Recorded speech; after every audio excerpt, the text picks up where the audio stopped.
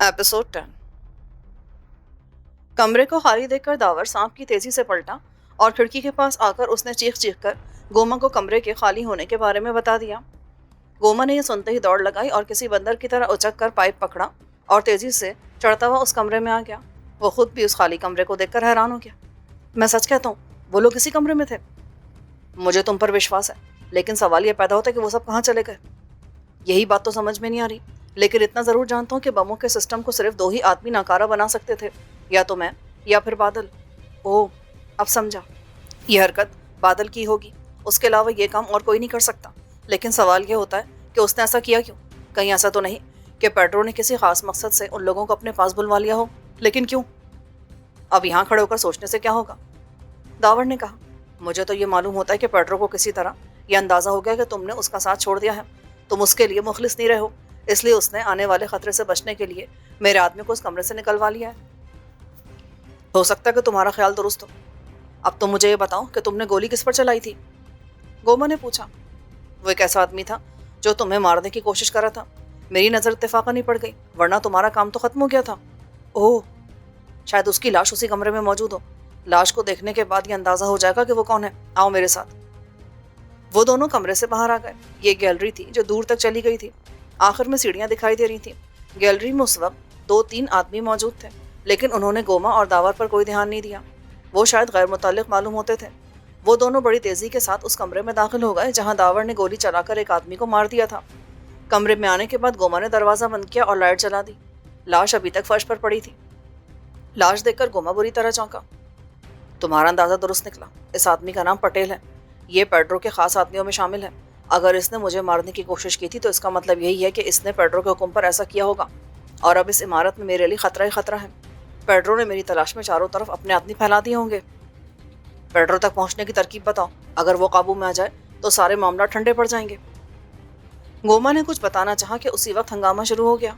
ये गोलियों का हंगामा था, लोगों के शोर की आवाजें, भागते दौड़ते कदमों की कयामत।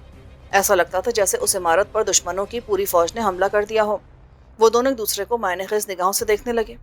गोमा के भेजे हुए आदमियों ने अपना काम दिखाना शुरू कर दिया था। ये बहुत अच्छा हुआ, यह हंगामा वक्त पर शुरू हुआ। अब पेड्रो का ध्यान मेरी तरफ से हट गया होगा। वो इस हंगामे को रोकने के चक्कर में होगा। यह हंगामा नहीं रुका तो पूरी इमारत तबाह हो जाएगी। तुम ये बताओ गोमा, अगर पेड्रो को इस इमारत से भागना हो तो वो क्या करेगा। ओह, ये तुमने बहुत अच्छा सवाल किया। अगर उसको फरार होना पड़ा तो वो सबसे पहले अपनी तिजोरी उठाएगा। तिजोरी? क्या तुम सच कह रहे हो?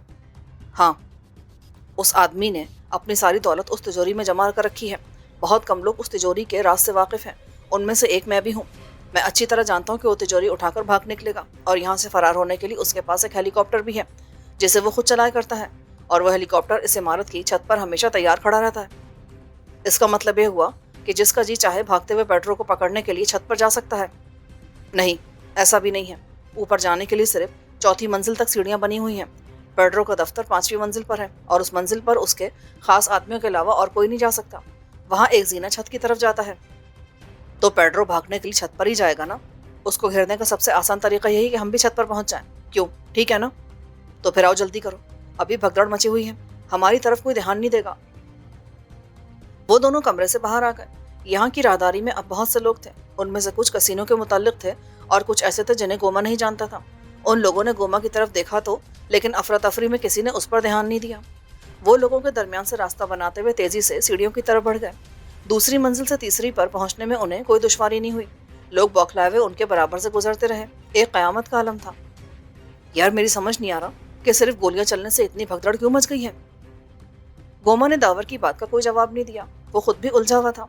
उसे समझ नहीं आ रहा था कि लोगों की बौखलाहट की वजह क्या है। लेकिन तीसरे फ्लोर पर पहुंचते ही उन्हें इस अफरा तफरी का सबब दिखाई दे गया। उस मंजिल पर आग लगी हुई थी। ये आग के कोने में लगी थी, लेकिन उसके सुर्ख सुर्ख तुंद तेज शोले बड़ी तेजी के साथ जुबानें फैलाए आगे बढ़ते जा रहे थे। उस मंजिल पर बेहद हफ्स और धुआं भरा हुआ था। बौखलाए हुए लोग जाने बचाने के लिए नीचे की तरफ दौड़ रहे थे। उनको इतना भी होश न था कि इस हंगामे में कितने लोग मर चुके हैं। लोग गिर रहे थे, एक दूसरे को कुचल रहे थे, मदद के लिए पुकार रहे थे, और बेरहम आग बड़ी तेजी से आगे बढ़ती जा रही थी। तीसरी मंजिल से ऊपर जाने का जीना तकरीबन खाली था। सब लोग नीचे का रुख किए हुए थे। वो दोनों बड़ी तेजी के साथ चौथी मंजिल पर आ गए। ये मंजिल खाली थी। दूर तक फैली राहदारी में कोई दिखाई नहीं दे रहा था। यहाँ पहुंचकर ऊपर जाने वाली सीढ़ियां खत्म हो गई थीं, अलबत्ता एक लिफ्ट लगी थी। गोमा ने लिफ्ट का बटन दबा दिया, लेकिन वो उस वक्त बंद थी। अब ऊपर कैसे जाएं? यहाँ तक तो चले आए हैं। मैंने तुमसे कहा था ना, सीढ़ियां चौथी मंजिल पर आकर खत्म हो जाती हैं, लेकिन यहाँ एक कमरे से एक खुफिया जीना 5वीं मंजिल तक जाता है। उसी कमरे में पेड्रो का दफ्तर है। आओ, वो कमरा उस तरफ है। गोमा ने इशारा किया। उस कमरे का दरवाजा खुला था। ये कमरा बिल्कुल आखिर में था और यहाँ का फर्श बुरी तरह गर्म हो रहा था। इसका मतलब था कि तीसरी मंजिल पर लगने वाली आग ने अब जोर पकड़ लिया था और इसकी वजह से चौथी मंजिल का यह हिस्सा तप रहा था। वो दोनों दरवाजे से अंदर आ गए। कमरा बहुत बड़ा था। उसकी एक दीवार के साथ ऊपर आ जाने के लिए एक जीना बनाया गया था और उस जीने के साथ 3 अदद लाशें पड़ी थीं। लाशों को देखकर वो दोनों ठिठक गए। उन तीनों को गोली मारकर हलाक किया गया था। पहली लाश सीढ़ी पर पड़ी थी कि उसका आधा जिस्म नीचे लटक रहा था। दूसरी कमरे के वस्त में थी और तीसरे आदमी की गर्दन में सुराख था। कमरे का फर्श उन तीनों के खून से सुर्ख हो रहा था। ये क्या चक्कर है? कौन लोग हैं ये? दावर ने कहा। मैं इन तीनों को पहचानता हूँ। इनमें से एक बादल है, वही शख्स जिसके बारे में मैंने तुम्हें बताया था कि मेरे अलावा बमों को यही नाकारा कर सकता है। लेकिन इन लोगों को मारा किसने? ये तीनों तो पेड्रो के आदमी हैं। दावर कुछ देर उन लाशों को देखता रहा। फिर वो गोमा की तरफ मुड़कर कुछ कहना ही चाहता था कि किसी तरफ से एक गोली आई और गोमा के शाने में बेबस हो गई। गोमा कराहता हुआ सांप किसी तेजी से पलटा और खुले हुए दरवाजे से 3 आदमी अंदर आ गए। ये अब्दुल, गोपी और कालू थे। गोली कालू ने चलाई थी। वो तीनों इस वक्त मुसल्लत थे। एक किंग कॉन्ग, तुम साला एक तरफ बाजू में हो जाओ, वरना दूसरा गोली साला तुम्हारी खोपड़ी के पार हो जाएगा। और बॉस, तुम इधर अपन का पास आ जाओ। ये बहुत हरामी आदमी है क्या, एकदम जिन का माफिक लड़ाई करता है। अपन साला इस काले कुत्ते का माँ रखा जिंदगी नहीं भूल सकता। बेवकूफ़ी की बातें मत करो अब्दुल। दावर ने उसे डांट दिया। तुमने बगैर सोचे समझे गोली क्यों चला दी? ये गोली मैंने चलाई थी बॉस। कालू ने कहा। आप इस आदमी के साथ क्यों खड़े हैं? हट जाए एक तरफ, ये बहुत खतरनाक आदमी है। कालू ठीक बोला उस्ताद, ये कालिया बहुत खतरनाक है। क्या? साले का हाथ हथौड़े के माफिक लगता है। इस हरामी ने मार मार कर अपन के बाजू का फालूदा बना दिया। इस किंग कॉन्ग को छोड़ने का नहीं उस्ताद, साले का प्लास्टर निकालने का है। अब ये हमारे साथ है अब्दुल। हम लोग तुम्हें इस कमरे से निकालने के लिए गए थे, लेकिन तुम लोग पहले निकल चुके थे। तुम अपन का समझ में आज तक नहीं आया उस्ताद। साला दुश्मन को एकदम दोस्त कैसे बना लिया? ये क्या लफड़ा उस्ताद? ये सब बाद में पूछना, इस वक्त इसके जख्म पर ध्यान दो। सभी गोमा की तरफ मुतवज्जो हो गए। उसने अपने एक हाथ से जख्मी शाने को दबा रखा था, जिससे खून की रवानी रुक गई थी, लेकिन उसके चेहरे पर जर्दी छाने लगी थी। इतनी देर में उसका अच्छा खासा खून बह चुका था। उसकी जगह कोई और होता तो अब तक बेहोश होकर गिर चुका होता, लेकिन उसने सिर्फ इतना किया कि दीवार का सहारा लेकर खड़ा हो गया। मुझे क्षमा कर दो भाई, मुझे मालूम नहीं था कि तुम बॉस का साथ दे रहे हो। कालू ने आगे बढ़कर कहा। कोई बात नहीं। तकलीफ के बावजूद गोमा ने मुस्कुरा कर कहा। फिर उसने दावर की तरफ देखा। तुम मेरे शाने से गोली निकालकर पट्टी बांध दो। गोली निकालूं? भाई, मैंने ऐसा काम कभी नहीं किया। दावर को झिझक गया। कोई बात नहीं, अगर किसी के पास चाकू है तो उसकी नोक से गोली निकाली जा सकती है, लेकिन पहले चाकू की नोक को गर्म कर लेना। मेरी परवाह मत करो, मैं तकलीफ बर्दाश्त कर लूंगा। गोली निकल जाने के बाद मुझे आराम आ जाएगा। दावर ने चंद लम्हों तक गोमा को देखा, फिर एक गहरी सांस के साथ गोपी की तरफ देखा। गोपी ने जेब से एक चाकू और माचिस निकालकर दावर की तरफ बढ़ा दिया। इस दौरान अब्दुल ने अपनी कमीज उतार दी थी। दावर ने अब्दुल की कमीज में आग लगाकर जलते हुए शोलों के ऊपर चाकू की धार रखी। कुछ ही देर बाद चाकू की नोक गर्म होकर सुर्ख हो गई। इस दौरान गोमा दीवार का सहारा लेते हुए फर्श पर बैठ गया था, जबकि कालू ने उसके शाने से कमीज फाड़ दी थी। उसका जख्म अब नुमाया हो गया था। ये एक बड़ा जख्म था। गोली शाने के अंदर जाकर धंस गई थी। दावर गर्म चाकू लिए गोमा के करीब आया। गोपी और कालू ने गोमा को पकड़ना चाहा, लेकिन उसने नफी के अंदाज में अपनी गर्दन हिलाकर उन्हें मना कर दिया। दावर ने चाकू की नोक गोमा के जख्म के ऊपर रखी।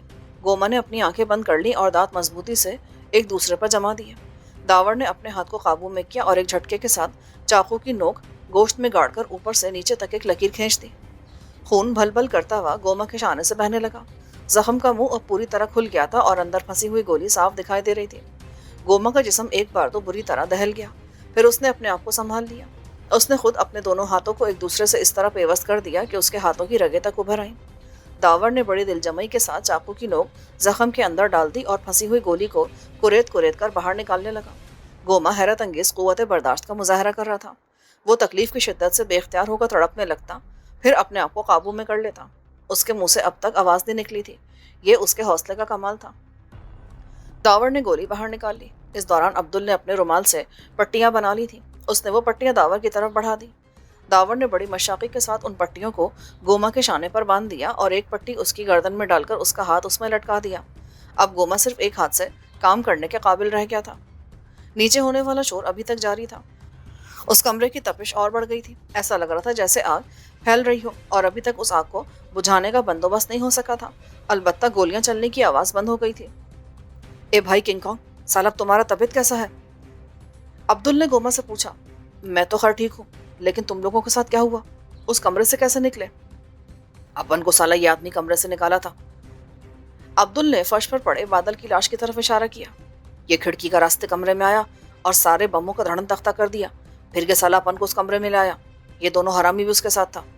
ادھر آ کر اپن نے اس سے لفڑا کر دیا، خوب مارا ماری ہوئی، پھر اپن نے ان تینوں کو روش بنا دیا۔ پھر اپن تم کو ڈھونڈنے کا واسطے جاری رہا تھا کہ استاد کے ساتھ تم کو آتا دیکھا تو اپن کا گھوپڑی ایک دم گھوم گیا۔ ٹھیک ہے، اب ہمیں اوپر چلنا ہے، ہمارے پاس وقت کم ہے، داور نے کہا۔ اس نے ہاتھ بڑھا کر گوما کو سہارا دینا چاہا، لیکن گوما نے مسکراتے ہوئے انکار کر دیا۔ پھر وہ سب زینے کی طرف بڑھ گئے۔ گوپی نے زینے پر پڑی ہوئی لاش کھینچ کر ایک طرف ہٹا دی۔ سب سے پہلے داور نے سیڑھی پر پاؤں رکھا، اس کے بعد گوما آیا، اور گوما کے بعد عبدل نے قدم آگے بڑھایا تھا کہ یکے بعد دیگرے کئی آدمی دوڑتے ہوئے اس کمرے میں داخل ہو گئے۔ یہ 3 آدمی مشین گنیں لیے تھے، جن کے رخ ان کی طرف تھے، اور مشین گنوں کی موجودگی میں یہ لوگ ان کا کچھ نہیں بگاڑ سکتے تھے۔ پیڈرو نے بوکھلا کر ادھر ادھر دیکھا۔ اس کے پاس بھاگنے کے لیے کوئی راستہ نہیں تھا۔ اسے بہت بری طرح گھیر لیا گیا تھا۔ اس کے ساتھ آئے ہوئے محافظوں کی لاشیں دور پڑی تڑپ رہی تھیں۔ اس کی تجوری ایک طرف گری ہوئی تھی اور 3 عدد موت اگلنے والے پستولوں کے رخ اس کے سینے کی طرف تھے۔ نیچے ہونے والا شور ابھی تک جاری تھا۔ دھوئیں کے مرغولے اب اتنے بلند ہو گئے تھے کہ چھت کے اوپر منڈلاتے ہوئے دکھائی دے رہے تھے۔ اس کا مطلب تھا کہ آگ نے بھی شدت اختیار کر لی تھی۔ اس کا ہیلی کاپٹر سامنے کھڑا تھا، لیکن وہ اسے استعمال نہیں کر سکتا تھا۔ ایسی بے بسی اس نے پہلے کبھی محسوس نہیں کی تھی۔ سب کچھ چھوڑ کر بھاگ رہے ہو کیوں؟ کم از کم تم ہم لوگوں سے بچ کر نہیں جا سکتے۔ ہم بہت دیر سے چھت پر تمہارا انتظار کر رہے تھے۔ ہمیں معلوم تھا کہ تم فرار ہونے کے لیے اس ہیلی کاپٹر کا سہارا لوگے۔ کون ہو تم لوگ؟ کیا چاہتے ہو؟ کچھ نہیں، ہم صرف تمہاری تجوری لینے کے لیے آئے ہیں۔ بہت دنوں سے اس خزانے پر تم کسی سانپ کی طرح بیٹھے ہوئے تھے۔ اپنے کسینوں میں جوا کھیلنے والوں کے ساتھ بے ایمانی کر کے بہت دولت جمع کر لیا تم نے۔ یہ جھوٹ ہے، اس میں سوائے کاغذات کے کچھ نہیں۔ جھوٹ تم مت بولو، ہم نے تم پر ایسے ہی ہاتھ نہیں ڈال دیا۔ بہت دنوں کی پلاننگ کے بعد ہم یہاں تک پہنچے۔ ہم نے تم تک پہنچنے کے لیے اپنے کئی آدمی گنوا دیے، بے شمار دولت ضائع کر دی۔ ہمیں معلوم تھا کہ تم نے اپنے چاروں طرف اپنے پالتو گنڈوں کی فوج جمع کر رکھی ہے، اور ان کی موجودگی میں تم پر ہاتھ نہیں ڈالا جا سکتا۔ اس لیے ہم نے تمہارے کسینوں میں آگ لگا دی تھی، تاکہ تمہارے کسینوں میں بھگدڑ مچ جائے۔ کیا یہ آگ تم لوگوں نے لگائی ہے؟ پیڈرو نے اپنے خشک ہونٹوں پر زبان پھیری۔ ہاں۔ کہو کیسی رہی پلاننگ؟ جب آگ لگی تو کوئی بھی شخص اپنے باس کی پرواہ نہیں کرتا، سب کو اپنی اپنی پڑی رہتی ہے۔ آگ لگاتے ہم لوگ اس چھت پر آ کر تمہارا انتظار کرنے لگے۔ اگر تم لوگ اتنے عقل مند اور بہادر ہو تو پھر تم نے براہ راست تجوری کیوں نہیں اٹھا لی؟ اس لیے کہ میں جانتا ہوں کہ یہ تجوری سوائے تمہارے اور کوئی نہیں کھول سکتا۔ تم نے اس کی بناوٹ اور ساخت پر بہت پیچیدہ بنا رکھی ہے۔ اگر ہم اسے اپنے ساتھ اٹھا کر لے بھی جائیں تو ہمیں کوئی فائدہ نہیں ہوگا، کیونکہ ہم اسے کھول نہیں سکتے، اور نہ ہی اسے کسی چیز سے توڑا جا سکتا ہے۔ اس میں انتہائی درجہ حرارت کو برداشت کرنے کی صلاحیت بھی موجود ہے۔ اس کی چادریں شعاؤں سے بھی نہیں کاٹی جا سکتی، پھر یہ تجوری ہمارے لیے بیکار ہو جاتی۔ اسی لیے ہمیں اس تجوری کے ساتھ ساتھ تمہاری بھی ضرورت ہے، تاکہ تم شرافت سے یہ تجوری کھول دو۔ اوہ، اور اگر میں ایسا کرنے سے انکار کر دوں تو؟ تمہارا یہ انکار زیادہ دیر برقرار نہیں رہے گا۔ پھر اس نے اپنے ساتھ کھڑے شخص کی طرف اشارہ کیا۔ تم نے شاید اس کے بارے میں بہت کچھ سنا ہوگا۔ اس کا نام ماتھر ہے، لیکن عام طور پر اسے ڈریکولا کہا جاتا ہے۔ یہ انسانوں کا خون پینے میں بہت دلچسپی رکھتا ہے۔ کیوں ماتھر؟ ماتھر نامی شخص نے اپنے دانت نکال دیے۔ پیڈرو ایک لمحے کے لیے کانپ کر رہ گیا۔ اس نے اس آدمی کا نام سن رکھا تھا۔ یہ ایک جنونی قاتل تھا، بڑی بے دردی کے ساتھ لوگوں کا خون پی لیا کرتا تھا۔ پولیس کئی بار اسے گرفتار کر چکی تھی، لیکن عدم ثبوت کی بنا پر اسے رہا کر دیا جاتا تھا۔ لیکن انڈرورلڈ کے لوگ یہ جانتے تھے کہ شہر میں پائی جانے والی عورتوں اور بچوں کی لاشیں کس کی درندگی کا اعلان کر رہی ہیں۔ نہیں، تم ایسا نہیں کر سکتے، کبھی نہیں کر سکتے ایسا۔ تو پھر اس تجوری کو کھول کر اپنی جان بچا لو، اور اپنے ہیلی کاپٹر کے ذریعے ہمیں یہاں سے نکال کے لے جاؤ۔ نہیں، میں تجوری نہیں کھولوں گا۔ میں نے بڑی مشکلوں سے دولت جمع کی ہے۔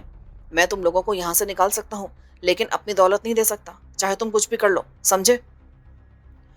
پیڈرو کے مضبوط لہجے نے اس آدمی کو گڑبڑا دیا۔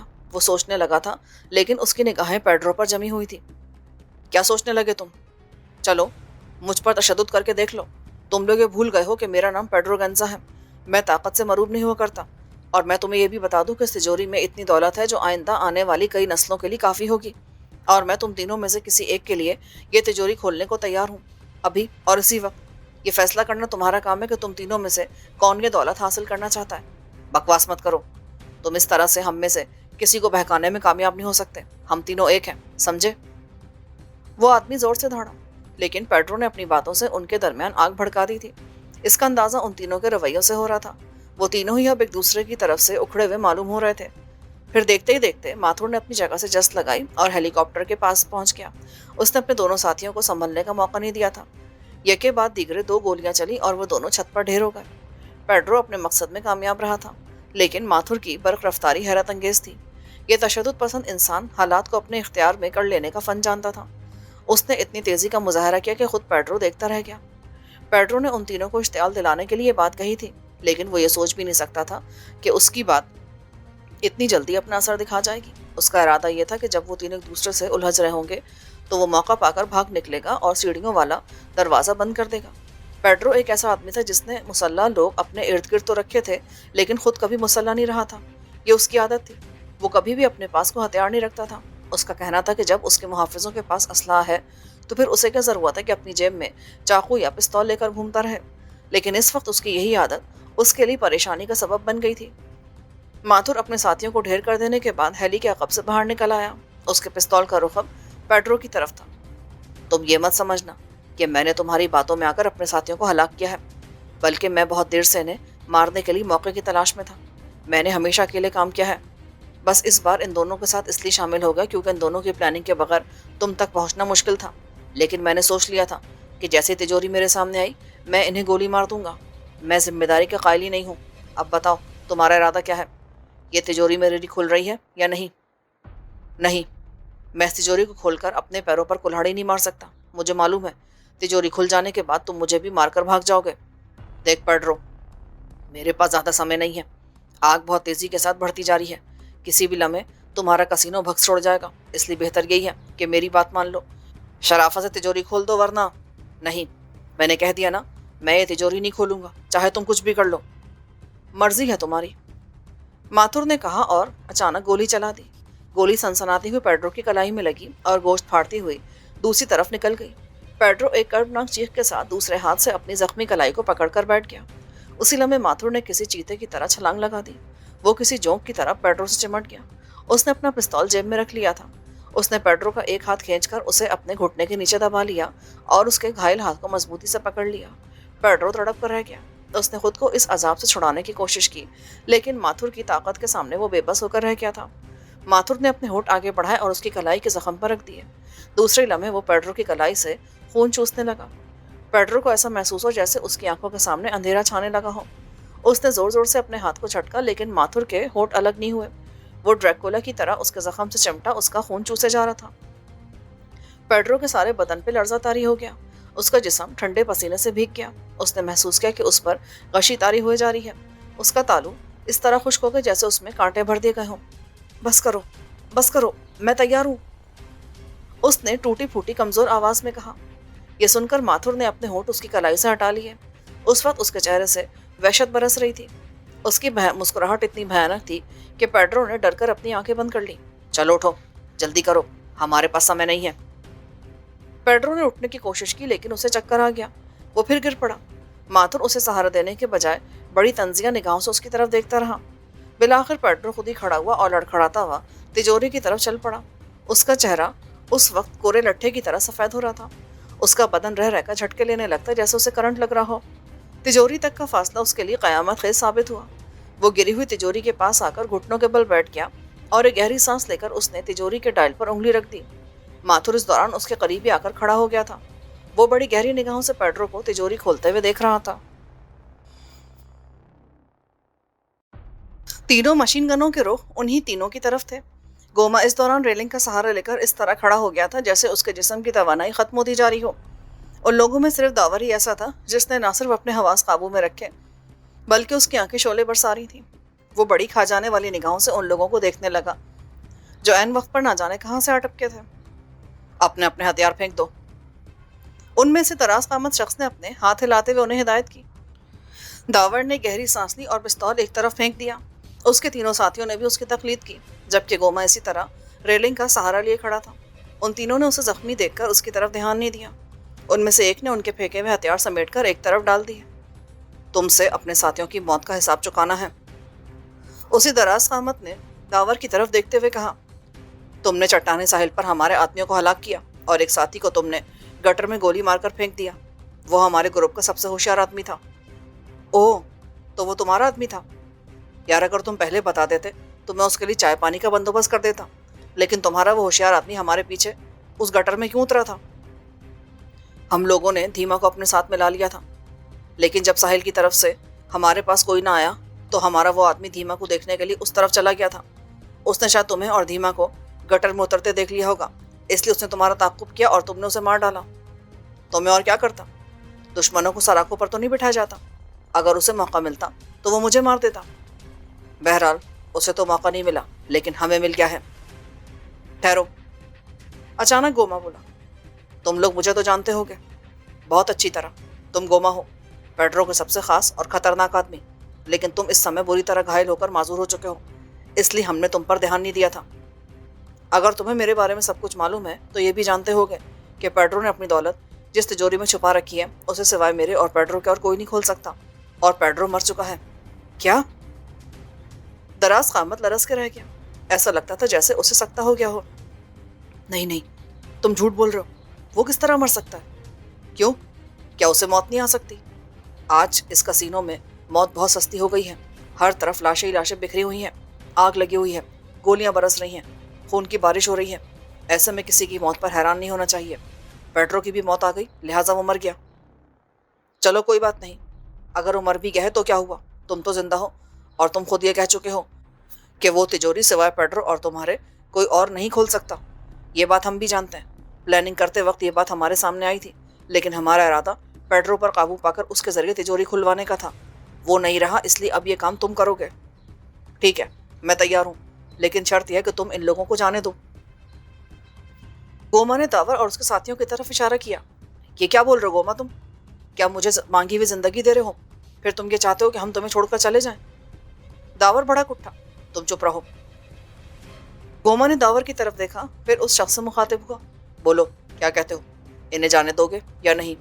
ویسے تم لوگ یہ بھی جانتے ہوگے کہ تم زبردستی مجھ سے کوئی کام نہیں کروا سکتے۔ مجھ میں تشدد برداشت کرنے کی بے پناہ صلاحیتیں ہیں۔ کتنا تشدد کرو گے؟ اس لیے بہتر یہی ہے کہ سودا کر لو، ان لوگوں کو جانے دو۔ میں تمہارے لیے تجوری کھول دوں گا، اور ویسے بھی تم لوگ تجوری ہی کے لیے آئے ہو، ان لوگوں سے تمہارا کیا واسطہ؟ ٹھیک ہے، میں ان لوگوں کو جانے کی اجازت دیتا ہوں، دراز قامت نے کہا۔ داور غصے سے پاؤں پٹکنے لگا۔ مشین گنوں کے سامنے وہ بے بس ہو گیا تھا۔ اگر وہ خود کو گولیوں کی بوچھاڑ سے بچا بھی لیتا تو دوسرے اس کی لپیٹ میں آ جاتے۔ اس نے گوما سے کچھ کہنا چاہا، وہ گوما کے ساتھ ہی رکنا چاہتا تھا۔ اسے معلوم نہیں تھا کہ گوما نے کیسا کھیل شروع کیا ہے۔ اس نے پیڈرو کی موت کی خبر اتنی آسانی سے سنا دی تھی جیسے اس نے اپنی آنکھوں سے اسے ہلاک ہوتے دیکھ لیا ہو۔ داور جانتا تھا کہ گوما نے یہ سب کچھ اس کو اور اس کے ساتھیوں کو بچانے کے لیے کیا ہے۔ وہ چاہتا تھا کہ وہ سب لوگ یہاں سے نکل جائیں، لیکن یہ بات داور کو ہرگز گوارا نہیں تھی۔ اس نے اپنی زندگی کے لیے کبھی کسی کا اتنا بڑا احسان نہیں لیا تھا۔ گوما نے ایک بار پھر اسے جانے کے لیے کہا، اور وہ غصے اور بے بسی کی شدت سے اپنے ہونٹ کاٹتا سیڑھیاں چڑھنے لگا۔ اس کے تینوں ساتھی بھی اس کے ساتھ ہی تھے۔ ابھی ان لوگوں نے چند ہی سیڑھیاں طے کی تھیں کہ گولیاں چلنے کی آوازیں سنائی دیں۔ داور برق رفتاری سے مڑا۔ گوما نے سامنے کھڑے ہوئے دراز قامت پر چھلانگ لگا دی تھی۔ وہ اسے لیے ہوئے نیچے گر پڑا تھا۔ دراز قامت کے ہاتھ سے مشین گن چھوٹ کر ایک طرف جا گری تھی، اور اس کے دونوں ساتھی گوما کو خوفزدہ کرنے کے لیے گولیاں چلائے جا رہے تھے۔ داور نے یہ دیکھ کر سیڑھیوں کے اوپر سے جست لگائی اور وہ مشین گن دبوچ لی جو دراز قامت کے ہاتھ سے گری تھی۔ عبدل، کالو اور گوپی ریلنگ سے چپک کر کھڑے ہو گئے تھے۔ داور گن ہاتھ میں لیے ہوئے لڑکتا ہوا ایک دیوار کے پاس پہنچا۔ وہ دیوار کے پاس پہنچ کر سنبھلا اور ان دونوں کی طرف گولیوں کی بوچھاڑ کر دی جو اس افتاد سے بوکھلائے ہوئے تھے۔ گولیوں نے ان کے جسموں پر اوپر سے نیچے تک بخی ادھیڑ دیے۔ ان کے جسموں میں اتنے سوراخ ہو گئے کہ ان کی گنتی محال تھی۔ ان کے گرتے ہی داور گوما اور دراز قامت کی طرف متوجہ ہوا، لیکن وہ دراز قامت اتنی دیر میں گوما کو ایک طرف الٹا چکا تھا۔ گوما کا ایک ہاتھ اس کی گردن سے بندھا ہوا تھا، جس کی وجہ سے اسے حرکت کرنے میں بھی دشواری ہو رہی تھی۔ دراز قامت بہت پھرتیلا ثابت ہوا۔ اس نے اپنے ایک آدمی کی گری ہوئی مشین گن اٹھا لی اور داور کی طرف گولیوں کی بارش کرنے ہی وارا تھا کہ گوما اپنی جگہ سے اچھلا اور تڑپ کر اس کے سامنے آ گیا۔ دراز قامت کی مشین گن نے گولیاں اگلی اور گوما کے بدن میں پیوست ہو گئی۔ یہ ایک لمحے کا کھیل تھا، جس نے اس کمرے میں سناٹا سا بکھیر دیا۔ گولیوں کی آوازیں تھمی تو سناٹا شور کرنے لگا۔ سب کے سب حیرت اور سکتے کے عالم میں رہ گئے۔ خود دراز قامت کچھ دیر کے لیے سٹ پٹا گیا، اور یہی وہ موقع تھا جب داور نے اس کو بھی گوما کی طرح ادھڑ کے رکھ دیا۔ اس کے چلاوے برسٹ نے دراز قامت کو چھید دیا۔ یہ گولیوں کی آخری آوازیں تھی جو وہاں گونجی۔ اس کے بعد سناٹا طاری ہو گیا۔ عبدل، کالو اور گوپی سیڑھیوں سے نیچے اترے۔ داور آہستہ آہستہ کھڑا ہوا۔ اس کے چہرے پر بے پناہ وحشت تھی۔ اس کی آنکھیں خون اگل رہی تھیں۔ عبدل نے ان آنکھوں کی ایسی کیفیت پہلے کبھی نہیں دیکھی تھی۔ داور دھیرے دھیرے گوما کی لاش کے پاس آ کھڑا ہوا۔ اسے ایسا محسوس ہو رہا تھا جیسے اس کی ماں دوبارہ مر گئی ہو، اس کے بھائی کو موت آ گئی ہو، اس کا کوئی گہرا دوست اس دنیا میں نہ رہا ہو۔ ادھر سالہ سب ٹائٹا فش ہو گیا استاد، آگ پھیلتا جا رہا ہے۔ ادھر سالہ کوئی فائر بریگیڈ بھی آنے کا نہیں ہے۔ تھوڑی دیر بعد ادھر اپن کبھی آملیٹ بن جائے گا۔ کچھ دیر رہنے دو عبدل۔ کیا تم نے کبھی ایسی موت دیکھی ہے؟ کبھی اس چاند سے کسی کو مرتے دیکھا ہے؟ نہیں نا۔ یہ ایک بہادر آدمی تھا عبدل، اس کی بہادری کو میں سلام پیش کرتا ہوں۔ داور اپنا ہاتھ پیشانی تک لے گیا۔ وہ کچھ دیر اسی طرح کھڑا رہا، پھر ایک جھٹکے سے دراز قامت کی لاش کی طرف مڑا۔ اس نے لاش کو ٹھوکر مارنے کے لیے اپنا پیر اوپر اٹھا لیا، پھر کچھ سوچ کر وہ لاش کے پاس سے ہٹ گیا۔ تم ٹھیک کہتے ہو عبدل، ہمیں یہاں سے چل دینا چاہیے، بہت دیری ہو گئی ہے، پیڈرو چھت پر ہوگا۔ گوپی اور کالو اسے حیرت سے دیکھ رہے تھے۔ اس نے بہت جلدی خود پر قابو پا لیا تھا۔ پھر وہ لوگ سیڑھیوں کی طرف لپک لیے۔ سب سے آگے داور ہی جا رہا تھا، اس کے پیچھے وہ تینوں تھے، اور اب وہ سب مشین گنوں سے مسلح ہو چکے تھے۔ چھت پر پہنچنے کا دروازہ کھلا ملا تھا۔ جب وہ اس دروازے کے ذریعے چھت پر پہنچے تو اس وقت تک پیڈرو تجوری کھول چکا تھا، اور ماتھر اس کے پاس کھڑا للچائی ہوئی نگاہوں سے تجوری کو دیکھ رہا تھا۔ قدموں کی آہٹ سن کر ماتھر تیزی سے مڑا اور اپنے سامنے 4 مسلح آدمیوں کو دیکھ کر سکتے میں رہ گیا۔ یہی کیفیت پیڈرو کی تھی۔ وہ اپنے زخمی ہاتھ کو سنبھالتے ہوئے بڑی تیزی سے اٹھ کھڑا ہوا تھا۔ اوہ، تو ہم لوگ ٹھیک ٹائم پر پہنچے لائے۔ ذرا سی بھی دیر ہو جاتی نا تو کام خراب ہو جاتا۔ کیوں؟ کون ہو تم لوگ؟ ماتھر نے پوچھا۔ وہ اس صورتحال سے زیادہ پریشان معلوم نہیں دے رہا تھا۔ کیا چاہتے ہو؟ اے لمبوترے، سب سے پہلے تو اپنا پستول نیچے گرا دے، ورنہ یہ مشین گن 1 سیکنڈ میں 1000 گولی چلاتی ہے۔ کیا؟ ماتھر نے بڑی کینتوز نگاہوں سے عبدل کی طرف دیکھا۔ اس کی آنکھوں میں نفرت بھری تھی۔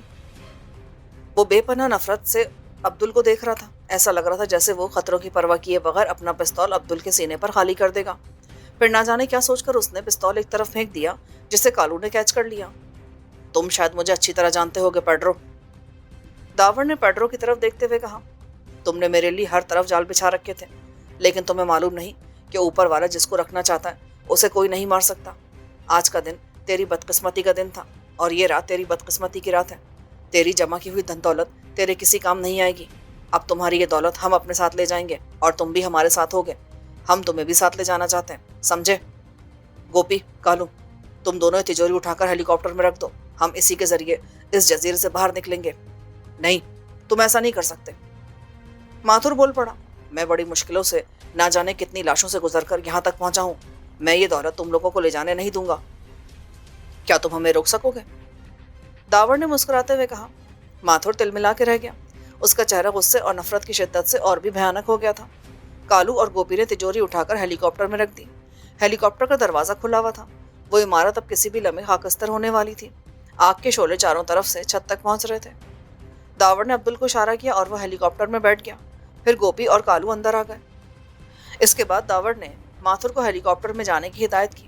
وہ بڑی قہر آلود نگاہیں داور پر ڈالتا ہوا ہیلی میں داخل ہو گیا۔ پیڈرو ہیلی کاپٹر سنبھالنے کے قابل نہیں رہا تھا، اس لیے یہ کام داور انجام دے رہا تھا۔ ہیلی کاپٹر اڑانے کا یہ اس کا پہلا تجربہ تھا۔ اس ہیلی کاپٹر میں اتنے آدمیوں کی گنجائش نہیں تھی۔ اس کے باوجود وہ سب کسی نہ کسی طرح ایک دوسرے سے چپک کر اس میں بھری گئے تھے۔ کالو اور گوپی نے مشین گن کی نال ماتھر کی پسلیوں سے لگا رکھی تھی، اس لیے وہ بے حس و حرکت بیٹھا تھا۔ چلو، اب مجھے بتاتے جاؤ کہ اس ہیلی کاپٹر کو کس طرح اڑایا جاتا ہے۔ داور نے پیڈرو سے پوچھا، جسے اس نے اپنے قریبی بٹھایا تھا۔ پیڈرو نے اپنے ہونٹوں پر زبان پھیرتے ہوئے داور کو بتانا شروع کر دیا۔ وہ اسے بڑی دل جمعی کے ساتھ ہیلی کے کل پرزوں کے متعلق بتانے لگا۔ اس نے یہ بتایا تھا کہ کس طرح اس کا انجن رواں کیا جاتا ہے، کس طرح سے اوپر اٹھایا جاتا ہے، اور کس طرح اس کی رفتار اور رخ کو کنٹرول کیا جاتا ہے۔ داور نے اس کی ہدایت پر عمل کیا اور ہیلی ایک زوردار آواز کے ساتھ دھیرے دھیرے اوپر اٹھنے لگا۔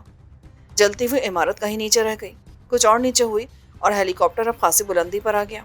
نیچے عمارت جل رہی تھی، لوگ ابھی تک بھاگتے پھر رہے تھے۔ کس کو معلوم تھا کہ اس خوفناک آگ نے کتنے لوگوں کو چاٹ لیا ہو۔ وہ رات اس کسینو کے لیے بہت ہی بھیانک ثابت ہوئی تھی۔ ہر طرف لاشیں ہی لاشیں بکھری ہوئی تھیں۔ اتنی گولیاں چلی تھیں جتنی گولیاں اس جزیرے پر پورے 1 سال میں نہیں چلی ہوں گی۔ انگنت لوگ مر گئے تھے اور انہیں پوچھنے والا کوئی نہ تھا۔ لاشیں بے گور و کفن پڑی تھیں اور پیڈرو کی برسوں کی کمائی ہوئی دولت اس رات غیروں کے حوالے ہو گئی تھی۔ جس دولت کے لیے اس نے سارا کھیل رچا رکھا تھا وہ آج اس کے بھی کام نہیں آئی تھی۔ ہیلی نے اس جزیرے کو پیچھے چھوڑ دیا۔ اب وہ سمندر کے اوپر پرواز کر رہا تھا۔ اس کی پرواز میں توازن نہیں تھا۔ کبھی کبھی وہ اس بری طرح ڈگمگانے لگتا جیسے بس وہ گرنے والا ہو۔ ایسے موقع پر پیڈرو پھر کو ہدایت کرتا اور داور اس کی ہدایت پر عمل کرتے ہوئے ڈگمگاتے ہوئے ہیلی کاپٹر کو قابو کر لیتا۔ ہیلی کاپٹر کا رخ مہانگر کی طرف تھا کیونکہ وہ ایک ایسی جگہ تھی جہاں سے یہ لوگ بمبئی کے لیے روانہ ہو سکتے تھے۔ داور کو اندازہ نہیں تھا کہ مہانگر پہنچنے کے بعد کیا صورتحال ہوگی، لیکن اس کے علاوہ اور کوئی چارہ بھی نہیں تھا۔ گلام میں ہیلی کاپٹر کو اتارنے کی گنجائش نہیں تھی۔ یہاں ہر طرف دوڑتے بھاگتے لوگ تھے۔ ایک افراتفری کا عالم تھا اور وہ اس افراتفری سے بچ کر نکل جانا چاہتا تھا۔ اس کے دونوں مقاصد پورے ہو چکے تھے۔ کسینو کی پوری دولت بھی اس کے ہاتھ آ گئی تھی اور پیڈرو بھی اس کے ساتھ تھا۔ اس کی یہ مہم ابھی تک کامیاب ثابت ہوئی تھی۔ اس نے ارادہ کیا کہ وہ مہانگر پہنچ کر اس آدمی کو چھوڑ دے گا جسے وہ اپنے ساتھ ہیلی میں بٹھا کر لے آئے تھے۔ پھر کسی لانچ کا بندوبست کر کے یہ لوگ گوا سے نکل جائیں گے۔ دولت پاس ہو تو راستے کی بہت سی رکاوٹیں دور ہو جاتی ہیں۔ مہانگر کا جزیرہ زیادہ دور نہیں رہ گیا تھا۔ اس کے اطراف میں چھائی ہوئی بلند پہاڑی چٹانیں اندھیرے کے باوجود ہیبت ناک ہاتھیوں کی طرح دکھائی دینے لگی۔ یہاں پہنچ کر پیڈرو کی آنکھیں یک چمک اٹھی۔ اس کے ہونٹوں پر عجیب سی مسکراہٹ پھیل گئی، ایسی مسکراہٹ جسے داور سمیت کوئی بھی محسوس نہیں کر سکا۔ اب اس سالے کو اپنی طرف کھینچ لو، ہم مہانگر پہنچنے والے ہیں۔ داور نے اس کی ہدایت پر عمل کرتے ہوئے اس کے بتائے ہوئے آلے کو کھینچ لیا۔ اس عمل کے ساتھ ہی وہ ہیلی کاپٹر اس شدت سے لرزا جیسے کوئی عمارت بھیانک زلزلے کی زد میں آ گئی ہو۔ اس کے ساتھ ہی اس کی رفتار بہت تیز ہو گئی۔ وہ پہلے سے کہیں زیادہ ڈگمگانے لگا۔ یہ کیا ہو رہا ہے؟ بتاؤ، کیسے سنبھالو اس کو؟ داور چیخ پڑا۔ اب اس کو سنبھالنے کی ضرورت نہیں رہی، پیڈرو نے عجیب انداز میں کہا۔ اس کی نقاہت اچانک ہی ختم ہو گئی تھی۔ اب اس ہیلی کاپٹر کو تباہ ہونے سے کوئی نہیں بچا سکتا۔ میں نے کہا تھا نا کہ یہ دولت میری ہے، اسے کوئی بھی نہیں لے جا سکتا۔ جب یہ میرے کام نہیں آئے گی تو یہ کسی کے بھی کام نہیں آ سکتی۔ بکواس بند کرو، جلدی بتاؤ ورنہ میں گردن توڑ دے گا۔ عبدل نے پیچھے سے اس کی گردن دبوچ لی۔ اس سے کوئی فرق نہیں پڑے گا، میرے ساتھ تم سب بھی مر جاؤ گے اور میں یہی چاہتا ہوں۔ وہ دیکھو سامنے، پیڈرو نے بھیجی ہوئی آواز میں کہا۔ بے اختیار سب سامنے کی طرف دیکھنے لگے۔ کالی کالی چٹانیں بہت تیزی سے قریب آ رہی تھیں۔ ہیلی کاپٹر کسی بھی لمحے ان چٹانوں سے ٹکرانے والا تھا۔